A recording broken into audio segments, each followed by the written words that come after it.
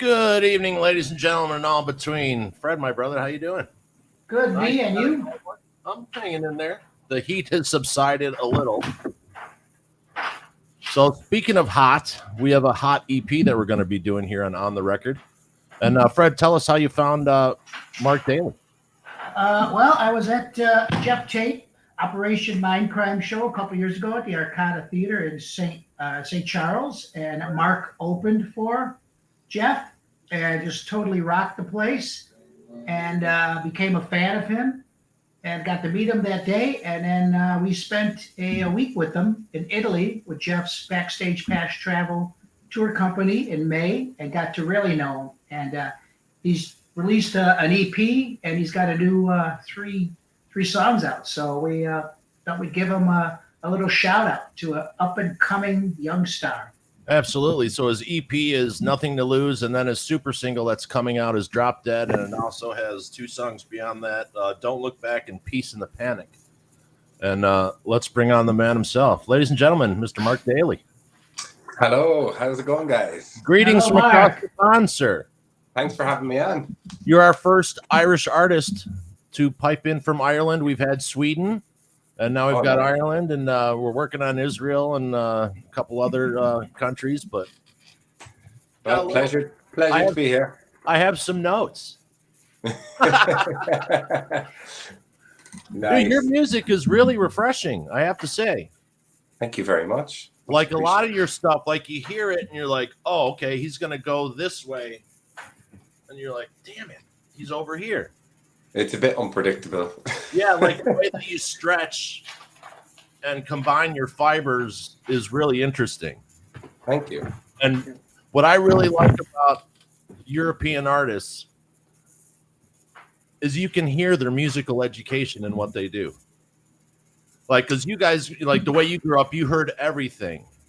Yes. You know, wasn't just this. Like, you know, the way that I'm assuming that your culture was, you know, 1 minute you're listening to classical music, the next it could be Celtic folk song, and I hear a little bit of folk, Irish folk in your stuff, which is really cool in the way that you do it. Okay, nice. It's not blatant, but it's still a tip of the hat, you know. Yeah.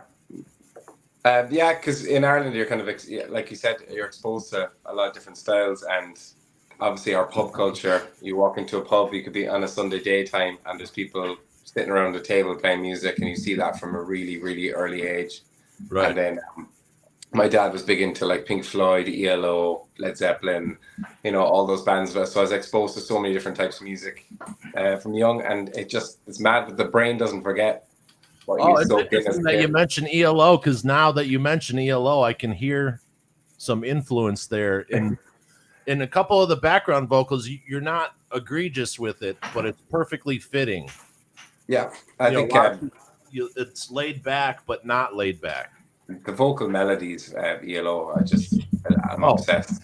Just every song was memorable and catchy, and I thought that was a really smart way of writing, and his melodies are one to learn from, I think. Okay, so so your EP is called Nothing to Lose. Who produced that? Fred's There it is. Autograph. That was produced by Sasha Paith. He's the guitar player in a band called Avantasia. Okay. Really big here in Europe, and he's also a producer. He's predominantly a heavy metal producer. Okay. But really loves his rock, and I reached out to him over the pandemic when all his work got cancelled, and it was probably the only time I could have ever have even made contact with him. He's so busy. And I sent him on some acoustic demos, and he was like, I've always wanted to do a rock record and kind of come away from heavy metal for a sec, you know? Right. And we did that EP together. It was a real 50-50 project. I flew over to Germany. We set one-on-one in the studio, and I had all the basic stuff written, and then we just built it from there. Let me ask you something. This doesn't sound like it was recorded digitally. It sounds like it was recorded to like 2-inch tape and then piped into. Was that how you did it? Because it sounds like that. It was digitally, but Sasha has all like the authentic gear in the studio, like, you know, amps from the 60s and 70s, and like really old instrument. Like everything in there was like vintage. And I think that does come out, like even the pedals and stuff like that, everything was like from, I don't know, 30, 40 years ago, you know. Yeah, So so it wasn't modeled. yeah, exactly. Yeah, it wasn't just pull in a plug in and stuff. It was authentic, Right. like pedals and stuff. So I think that Okay, well kind that of makes sense. Yeah. Yeah, And yeah, a lot of guys are starting to do that now. And, you know, there's something to be said about the old ways. It just, you know, there's a lot of warmth, and you didn't lose the warmth, is what I'm getting at. You know, so Yeah. you still have that. yeah, And because a lot of the stuff you listen to these days, as you well know, Fred, it just sounds so processed. You know, and everything's on the same line. Like there's a song we'll get to here later, and it's really interesting because I haven't heard anyone do this in a long time. The space that you're at with your vocal, you're in the back seat of a car, so everyone's listening to the radio, and you could like you're singing from the back seat of the car softly. And I'm like, Yeah. wow, that was really cool that you did that. Nice You know, one. because people forget about. I mean, that was what was great about like ELO. They placed everything. Yes, and know. that was a big thing with Sasha. He was always talking about atmosphere when Right. we were recording, and that was his big word was like, I really like the atmosphere of this and stuff. So he was really tuned into that, and things that I thought were kind of imperfect, he was like, no, it's fine. And then like, but he also was really the most of it. I think like I came away listening to the vocals, not knowing I could have done part. He just got something out of me that I didn't know was there. So, but he was all about atmosphere and creating the vibe. Yeah, because I mean, I come from, you know, I'm a trained audio engineer, and my audio professor won 5 Grammys with the Eagles, Eddie Mashal. So yes, I love space. yes, He was a master of just like you can listen to the Eagles, and you can hear every instrument. Nothing's faded down. Everything has its own place, and a lot of younger producers don't understand that, or they seem not to. yeah. Even playing an instrument, a lot of people don't understand to leave space. You know, like you're kind of wanting to put in as much as possible into a song. And I think when I first started off in the band, I was like that. I was like, what is space? You know, it's like. Right. But now when I'm writing, I'm always aware of like it's really nice to leave the space. It's really nice to create that atmosphere. Yeah, because you know sometimes song needs to breathe, and you just give it the air. And a lot of people are just trying to jam every little space. 100%. Like we went through this on the last album that we went through on the record with Wings of Steel. They were also very present about spatial placement. And I think you bring up a great point, Mark. He was talking about a band we interviewed a couple weeks ago that just put out a self-released album, and we asked them, how come you're not with a major record company? And they said they don't want a record company telling them what to do. And I think that's where your songs come across is so fresh. You don't have the suits telling you, Mark, this is what we want. You can feel yourself say, no, this is what I want. This is what my fans want. I think that's what makes your music so special is the, I don't know, the emotion you emit with your songs. That's the first thing when I heard you and saw you live. I said, this guy sings with emotion and passion, and that comes across, really comes across. Thank you. We've never been one to really like have rules being like, you have to do this or the song has to be that length or, you know, I've always been lucky enough to have creative control. And even you've met Mike at the label and he's just all about, you know, Mike and Diane are kind of very much, you know, off you go, do your thing, which is really, really nice. Yeah, and it's rare for someone to let you do that because everyone's in them. Oh, yeah, you can do whatever you want. Oh, wait, hold on. No, you got to do this, and that. But other than that, you can do whatever you want. Exactly. Oh, then there's this one thing. Exactly. No, it's been really nice. And we just recently we got back from Texas recording and we just had the most enjoyable time ever because it was a full band recording and everyone there just went off and did their own individual thing into the tracks and it was just really amazing. So we're very lucky to have that creative control. And also too, you know, you get instant, you know, rock cred in the States and, you know, internationally open up for Mr. Tate. We've been so lucky. The relationship I've had with Jeff and his family for quite a few years now. Back to the Voodoos days when I was in the Voodoos, that's when that relationship came to life. Okay. And we just continued, and I've been lucky enough to write on some of Jeff's records and travel around the world with him, and it's been amazing. And meeting all his fans and the way they took us in, going to tour is crazy, absolutely crazy. Yeah, because I've been able to thank all the other original members for writing a song, "Take Hold of the Flame," that literally saved my life. So Wow. I'm looking forward to the day to shake Jeff's hand and thank him. Nice. Without that song, I wouldn't have two boys. Well, Mark, that's your homework assignment. We got to get Jeff on this show. No, we're not. I don't want to level that. Oh, we can do that. We can do that. We got a couple of drinks into him, and then we'll be like, yeah. Now, he'll be back in America in a couple months. We're seeing him at the end of September at the Arcade again. So, yeah, I'll push him. I'll push him. Yeah, it'll be fine. So, all right. So let's get to the EP. Nothing to Lose. First song, Nothing to Lose. Great jam start. Phrasing is cool at the intro, and almost celebratory background vocals, so you can hear that pub influence that you had. Yes. In the background vocals in that. Also, people from a handful of genres are going to find this highly appealing. You're not in one. You incorporate a lot of it and put it in your stew, and a lot of people can appreciate. My son was listening, and he's a huge AC/DC fan, and he was like totally rocking out to your stuff, and he's 22. Nice. Sometimes I didn't know whether that was the coolest thing that we had or the worst thing that we had, because you're in so many different places that you don't know where to actually go. And I think that has been a thing with the new record, is to be a bit more sure of what style that we prefer to be at. So so I couldn't agree more with what you're saying there. It is in different places, which I absolutely love. And that's what makes it fresh. Like you're like, and it has an element of a jam band type in this song. And I have to say, man, you write great groove. Thank you very much. Like that's the one thing I love in any music I listen to. If it's got a groove, man, I'm there.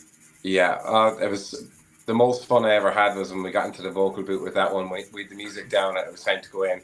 And I think it was like 2 or 3 in the morning doing the vocals to this song.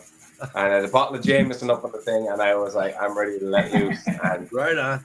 And we did. I just completely let loose on that song. We did 3 or 4 takes, I think, and it was done. And I remember feeling so good to get all that, out there. So I was really happy with that song. Was the track out of that recording with Sasha that I was like, okay, this is really, really good. I'm really happy with this.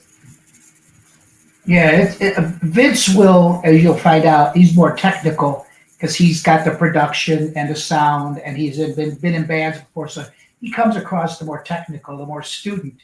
I'm just a fan, so I'll use a lot of words like awesome, great. So we'll give you those two perspectives. I used to have 4 octaves and a falsetto, I sang, but probably more in the lower register now. I can't do the Tate screams anymore. But no. What I loved about Nothing to Lose, I mean, to me, it had a hard bluesy edge to it. Yeah. It had such an aggressive, crunchy tone, and I got the feel watching it as a fan. I just felt with you sitting in the bed in the video, it felt like a desperate, slightly hungover person telling his story, and it's what it really came across. And then you threw the band members in there, and there was just boys behaving badly in that. Kieran and Alex and all the guys just having fun at the video. Yeah, it was fun, and that was the show day. So we shot the video in Nashville during the day, and then we're like, having a couple of drinks so that we're not like all uptight on the video. And then by the time it came to showtime, we're like, oh shit, we better have a coffee. But they kept it going. It was one of those days because we did a couple of bar scenes as well. And I mean, I'm not going to pretend to drink a beer at the bar. I'm like, come on.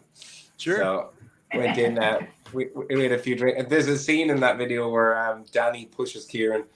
And it was so funny because he went flying across the bar. Everybody in the bar was like, uh-oh, things are after turning. but it was just us messing around and having fun. And it Right really when he kept hit the cracking. ground, I'm like, dude, he hit hard. Yeah, he did. And the noise in that bar scared everybody. It was like, what's that? Yeah. Very funny. Yeah, I've worked with many stunt teams. I used to be a special effects guy and tour consultant and do music videos and a whole bunch of shit. And so I was like, oh man. The next day, he probably was hurting a little bit. I'd say so. Unless he had the booze bumper. Exactly. And knowing the guys, knowing the guys in your band, somebody will always hit the ground at some point during the night. Yeah. At some point, someone will be down. Exactly. All right, so then we go on to Gotta Run. The notes I have, intro here has an AC/DC inspired opening. It's inspired. You can tell it's inspired.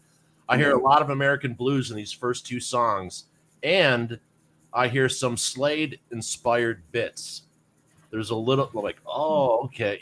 I love Slade, Yeah. They're so instrumental, but yet they're never mentioned. Yeah, that's actually really true. Isn't that odd? Yeah, they don't get enough credit, I think. For sure.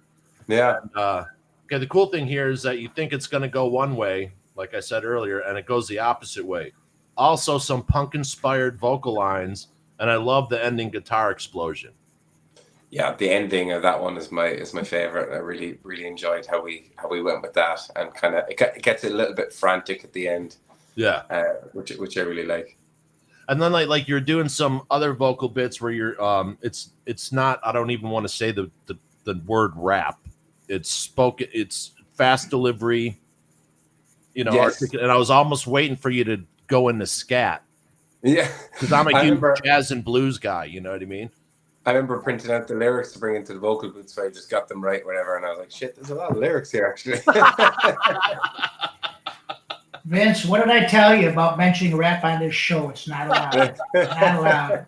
Hey, what I love about this, I was one of the 1800 metalheads who got in front of the police when Two Live Crew was going to get arrested for performing, and that was the first time that heavy metal and rap came together, and there was 1,800 of us saying, no, let them play.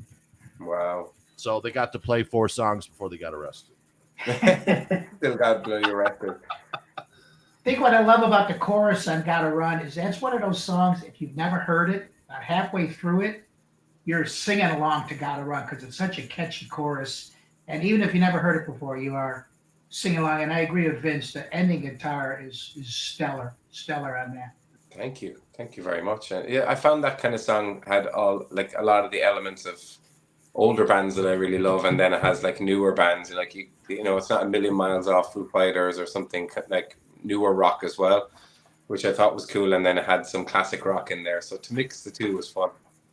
Yeah, like 2 tracks in, I'm out of my seat. So if you can get me out of my chair, you know what I mean. That's a good thing. So by the end of song 1, Nothing to Lose, I was already out of my chair. Nice one. Good to hear. I'm playing Rockstar. Anyway. I'm acting like I have hair again. And I'm out there rocking the Mark Daly. Okay, Crying Shame. So what's interesting is the band Crying Shames is a huge. You ever hear of the Crying Shames? No, actually. There's a band called the Crying Shames, and they're from the 60s, and they had a huge following here in Chicago. Huge following. And I actually used to jam in the garage at the Crying Shames, the house that they used to rent out when they came out to Chicago. So, oh, nice. That was kind of cool. So I'm like, oh, right on. All right, so you have some haunting rockabilly guitar work in this. Yeah, like the chords that you chose are really interesting. You know what I mean? Yeah. I think sometimes with the chords that I choose, it's because I don't know what I'm doing. It's probably because it's like it doesn't follow the rules. When I'm writing, I don't even know like some of the chord names and stuff like that. But I'm just writing and I'm like, this sounds weird, but I like it, and then we just go with it and keep it in the song. So I think that's down to if I knew the rules and was thought it probably wouldn't come out that way. I'd choose a different structure. Yeah, when people go, hey, you need to learn the rules of this. I'm like, no, I don't, because then I'm not. I'm not constrained by them.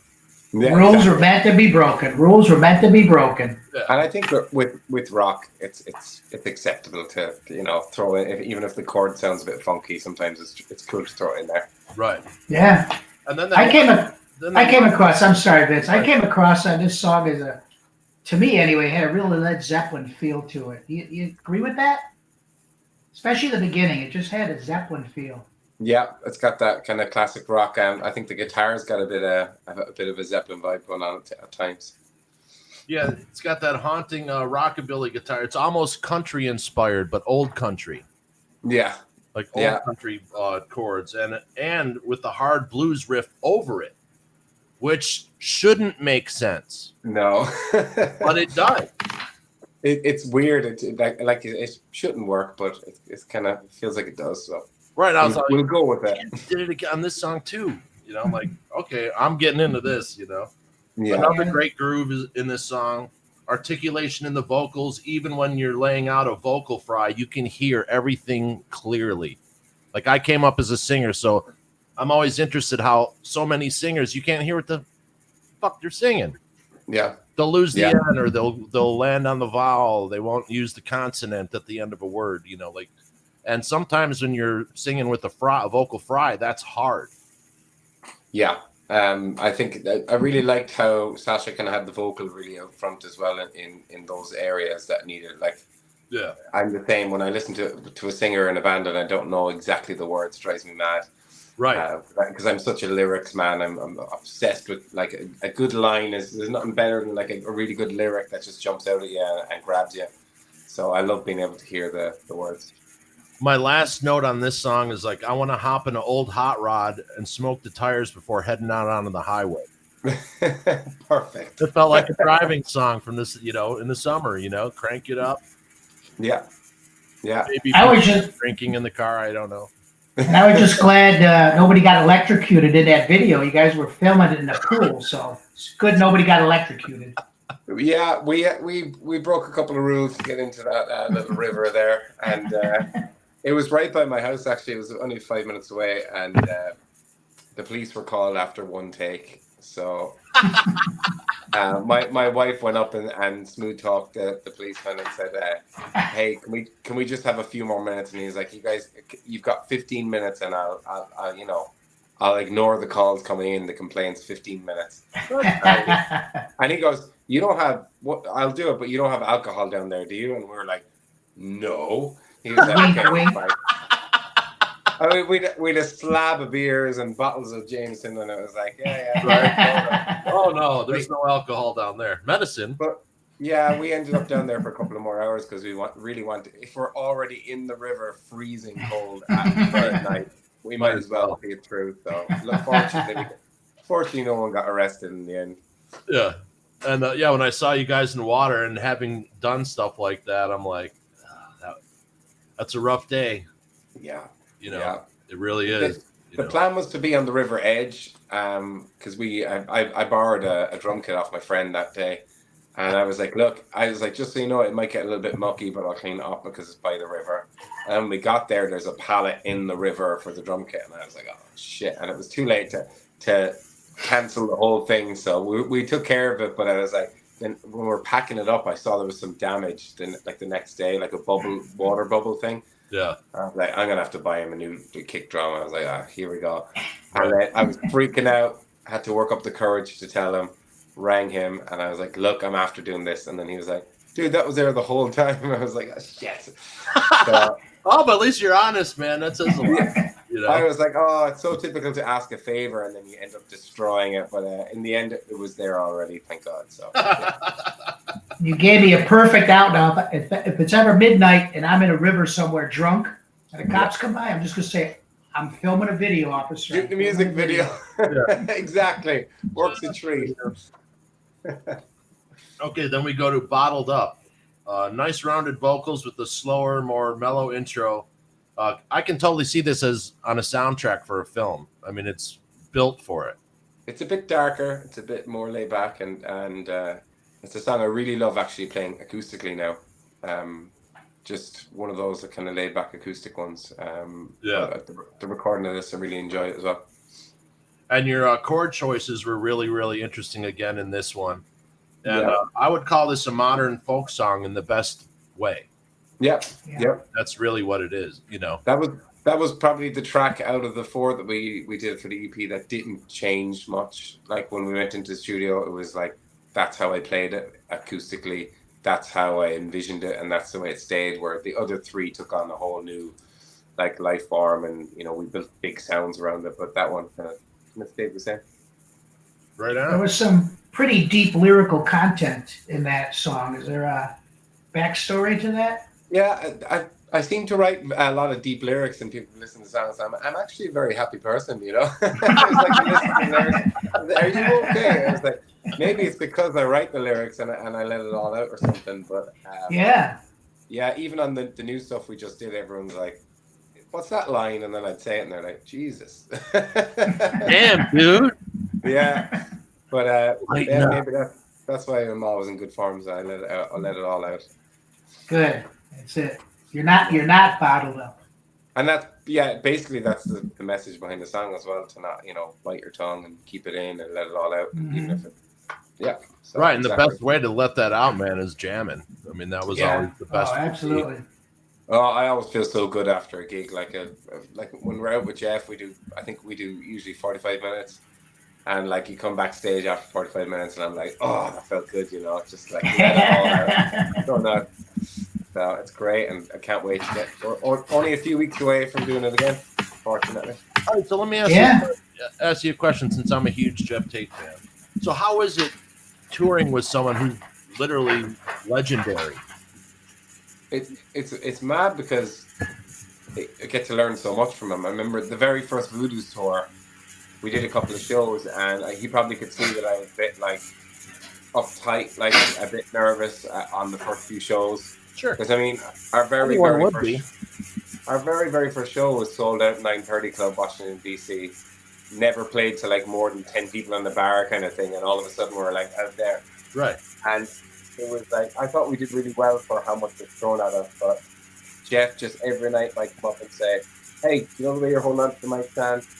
Use your hands a bit more, let it out." And then he'd give me some like vocal warm-up ideas and all this, and he always subtly just was like, here's a little bit of advice, which I always took it on as well, but he never was like, this is exactly what you should do. He kind of wanted me to figure it out for myself, but subtle hints of advice. Well, yeah, I mean, first of all, he trusts you to open for him, and then second of all, he's going to make you, try to make you, at ease as possible, because it makes his show better. Yeah, I think we've had just such a good bond in the last few years, and when we come off, we've just been overwhelmed by the amount of people coming up to the merch booth and saying they enjoyed the show, and I'm like, it's amazing. And having watched, Jeff perform over the decades, it's, that's one thing that I picked up. Now when I watch him, he's so relaxed in what he does. Yeah, it's just an ultimate pro. Yeah. I mean, even back in the '90s, he was still a little bit tight, but he was loose, but he was still a little bit. And now, it's just amazing. I watched a video from him playing the other day, and man, he hit that high note. He might, still. Yeah. I think what's amazing is, because I suppose it's been over a decade of performing shows with him, and I feel like now he's having more fun than he's ever been having, and I think it's amazing to see that he has not lost the hunger and the love for it, which is right. Yeah, you can see some bands going through the motions now. Oh, for sure. Some of them that go out there, big time. And you can feel that, like the crowd feel that. You know that, right? And everyone's aware that Jeff had a health issue, so we're not going to focus on that. But people have said, "Wow, have you heard Tate lately?" I'm like, "Yeah, man, he's probably in the best shape of his life right now." It's unbelievable. Yeah. I mean, they're just I can't wait to see you guys when you come into town. So that's going to be awesome. It's going to be fun. So super single was a new term that I learned. So what is a super single? Basically, singles seem to be the new thing, to be regularly releasing stuff, as opposed to releasing something and then going quiet for 6 months on the release front. And we're kind of we're testing the water with that, with these songs we've had just sitting there for a bit. These are a couple of songs from the Sasha's recording in Germany, and we've a bunch of new music recorded. And I thought it'd be a good idea to release a couple of songs, in one go. It's only 3 tracks, but it's something to promote for the new tour. Right. New music video, new tracks, and then I do my dream is to have a full record of all the new stuff. So we're going to do that as well. But for now, we're going to be just kind of drip feeding some singles here and there. Yeah, and the way that the music is now, people are almost better off doing EPs, so they're not spending all their capital. They can go out on tour on it, because it's not like the old days where you made all of your money off of the music and then supplemented by touring. Make all your money in touring, and hopefully enough people buy your stuff. Yeah, you kind of look at recordings now as your showcase. Like, I never ever think financially about releasing an EP. I'm never going to go, well, at least I'll have that money from there. I always assume zero with music, which is sad, but it's true. Well, yeah, because if you're, it's almost daunting. You're like, oh man, this thing's got to have 12 tracks, and this, that, and the other. And, you know. And I think with the recent recordings, we've just gone in and just genuinely loved doing it and did it. Anything that was in our minds was just to make the best possible song, as opposed to we have to go in to have this for tour so we can sell something. It was more, let's just go in and do the best possible job we can do. And I think that does reflect in the music. And touring now is where you just, that's where you go out there, do your best, and hopefully people will buy the music and get behind you. Oh, for sure. Yeah. And buy the t-shirts, of course. Oh, yes. Right on. Right on. Yeah. Hey, Mark, have you considered, Mark, at all about maybe throwing a Voodoo's remake on any of your upcoming? I actually have spoke to a couple of the boys recently about this one track that we had because we were working on a second album when we ended up splitting up and all moving back to Ireland. So that just never materialized. And one of the tracks in particular, I got onto the guys. I was like, I'm thinking of recording this when I get to Texas. And then it didn't happen. We had so many new songs, and we had a list of like what ones we're going to do. And I think we had 6 days recording, and we came out of there with 7 tracks. So I thought we did quite well for the time we had. Oh, for sure. So definitely not opposed to revisiting that in the future. Right on. All right, so we go to Drop Dead super single. Drop Dead. Haunting intro chords again. There you are with your chord choice. And it's very interesting, because you don't. There's only a couple of things that I can think of, and they all go back to like the early 60s that have used that kind of picking in there. And I'm like, yeah. And it's so cool because being a fan of music, when you hear someone else who's a fan of music and not just a musician, but someone who's actually educated about music and isn't stuck to one genre, Fred. What does it say right there? Metal.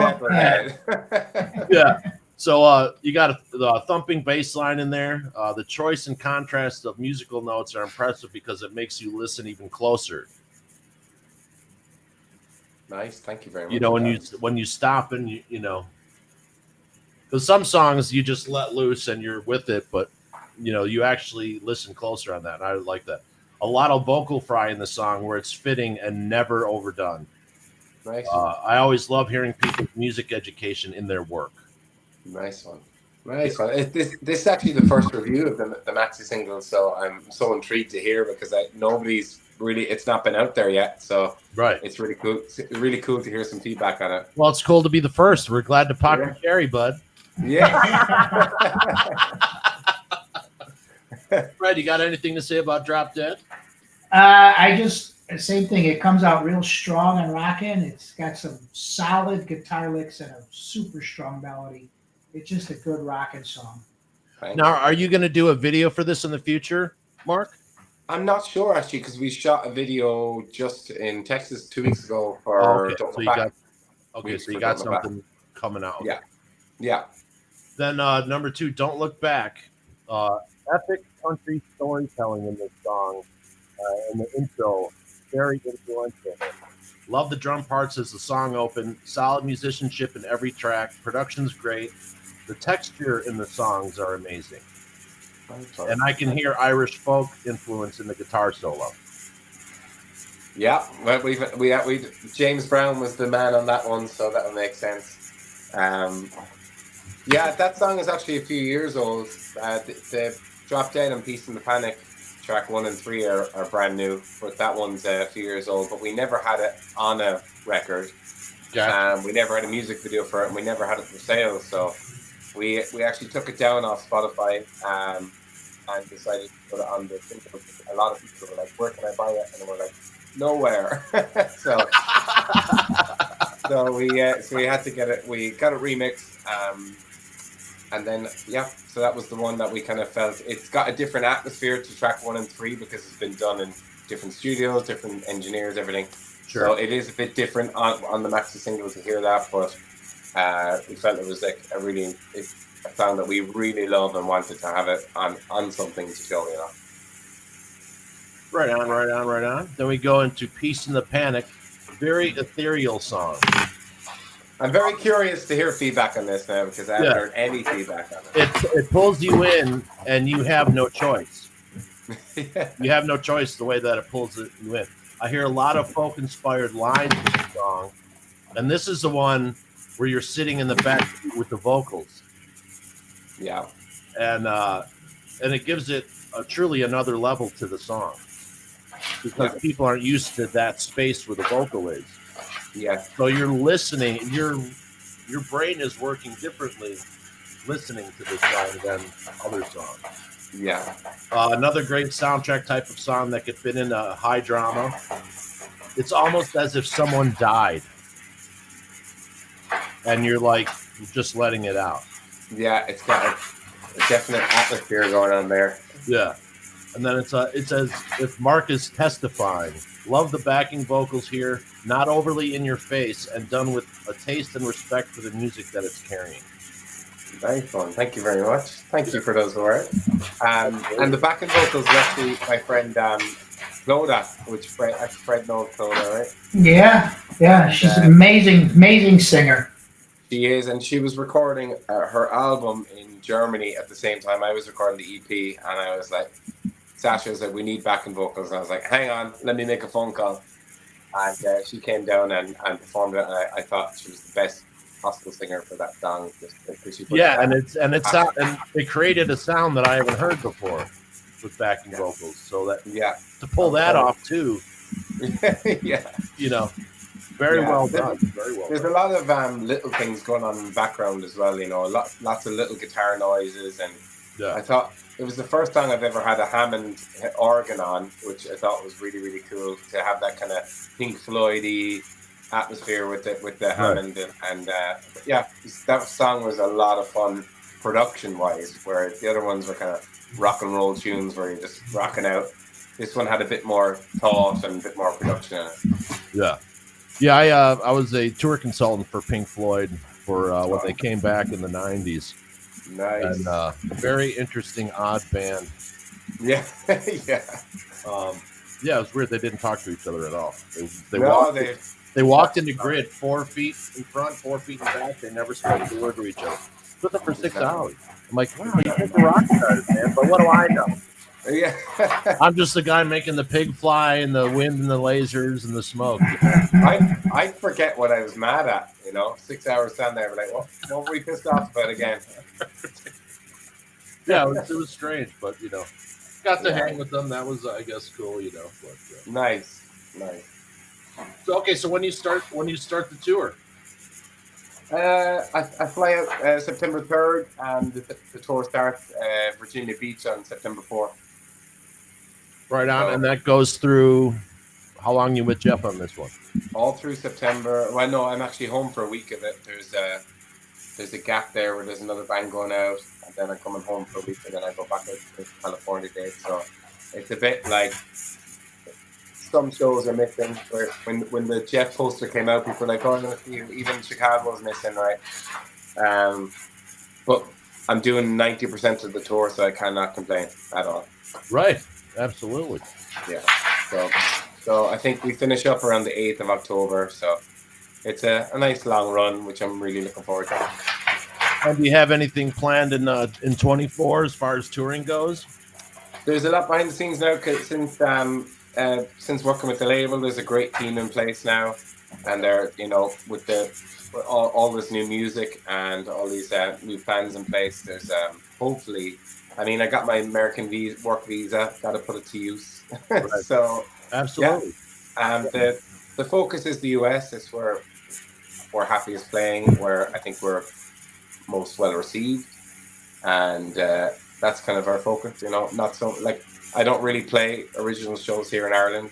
Yeah, it's just it's not a rock and roll country like per se. I mean, there's rock gigs and stuff like that, but well, you just lost a huge musical icon in Ireland last week. Sure did. Miss Sinead O'Connor. Yeah, and I remember hearing that song when I was on the radio when I was about 3 or 4 years old, and that got me hooked in music. So that was a sad loss. Yeah, and I always thought it was cool that the record company's like, okay, we want you to grow your hair a little bit longer. We're going to put you in mini skirts, and she left that meeting and went right to the barber and she was a rebel. All respect, and to make a Prince song your own, is one thing altogether. So last week or this week, you posted Sinead's today, but we do a thing called Tunage every Wednesday, Thursday, Friday, and we did Pink and Brandy Carlisle doing Respect at a live show in Ohio last week, right after she passed. Then we did Chris Cornell doing the same song. Yeah, he did a great job. O'Connor. And that's with Cornell and Sinead, they're so haunted in their I use that word a lot of them, but you could feel their pain every time they sang. Like you could feel the abuse that they've endured. Yeah. And so they were just on a totally different. 100%. And Sinead was a shit starter and a rebel, and I love that about her. And she didn't care, man. She was going to say what she's going to say. And I think we've lost a lot of that. Yes, I think so too. It's been kind of annoying to see the media in Ireland. They were always kind of against her the last few years. And then when she passed, and everyone's like, she was one of the greatest Irish musicians of all time. And it is kind of, it's kind of frustrating to see that it took that for her to get the recognition, Right. Because over the last few years, it's been, because obviously she's had openly like mental health issues and stuff. Oh, for sure. And the media were not kind about it at all in Ireland. I'm not sure what it was like anywhere else, but no, I mean, I lost my brother to suicide 3 years ago, and that's why I started this podcast. And so the whole week of covering Nothing Compares to You, we made sure that we put up suicide, hotline numbers, because if anything that can be gained from her not being on this planet anymore is hopefully that people will finally take mental illness seriously. Exactly. If you have a heart attack, man, you get your heart fixed. Exactly. Mental illness needs to be. I really hope the media learn a lesson from it as well. Not to wait till it's at that stage. Yeah, absolutely. So, all right. So, Mark, where can people find your music, sir? So I suppose the best, I don't know if websites are still the big thing, but I've a website, markdalyofficial.com, and that kind of has a link to everything in a store and tour dates and everything. But the usual spots like Facebook, Instagram, Twitter, it's Mark Daly Music. Right on. And you also have a YouTube channel, so everyone go there right now and hit the subscribe and like. Oh yes, we've been trying to push that. So thank you for mentioning that. Absolutely. Mark Daly Music on YouTube as well. Right on. Well, everyone, Fred, you got anything else to say, man? Just thanks, Mark. Pleasure to see you again. Say hi to your lovely wife and your son Noah. Thank you very much. And you take care. And too bad you're not going to be on Tate's show when we see him at the end of September. But maybe we'll catch you somewhere. Hopefully, we'll be cracking a beer somewhere together soon. Absolutely. I hope so. Absolutely. So everyone, go out and buy tickets to go see Mark Daly. When he's in your town. Go buy his music right now. Thank you very much. Go see him. And Mark, dude, you've been a total gentleman. Love your music. I think you're going to do great because you are different. Yeah, much appreciated. Thank You you know, so and much. to say that now in a time when everything's so homogenized is a very good thing.